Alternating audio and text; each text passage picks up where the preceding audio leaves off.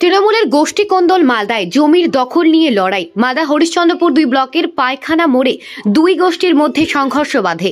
লাঠি, হাঁসুয়া সহ অন্যান্য ধারালো অস্ত্র নিয়ে পরস্পরের দিকে তেড়ে যায়। ঘটনাস্থলে ছুটে যায় ভালুকা ফাঁড়ির পুলিশ। পরিস্থিতি সামলাতে হিমশিম পুলিশের।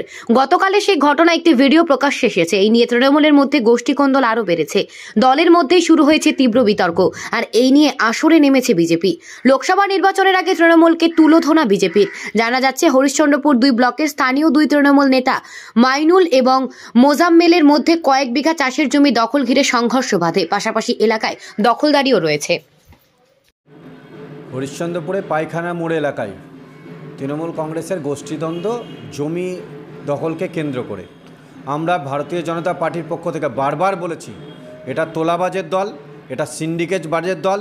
এখানে শুধু টাকা চুরি, এখানে গরু চুরি, এখানে মাফিয়াগিরি, প্রত্যেকটা জায়গায় সার্বিকভাবে মমতা ব্যানার্জির দলের নেতাদের টাকা নয়ছয় এবং এরই লড়াই তৃণমূল কংগ্রেসের নিজেদের মধ্যে।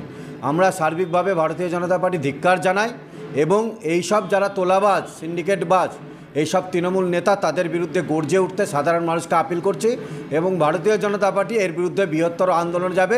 যতক্ষণ পর্যন্ত এই তোলাবাজি, সিন্ডিকেটবাজ বন্ধ না হবে, ভারতীয় জনতা পার্টির লড়াই চলছে এবং চলবে।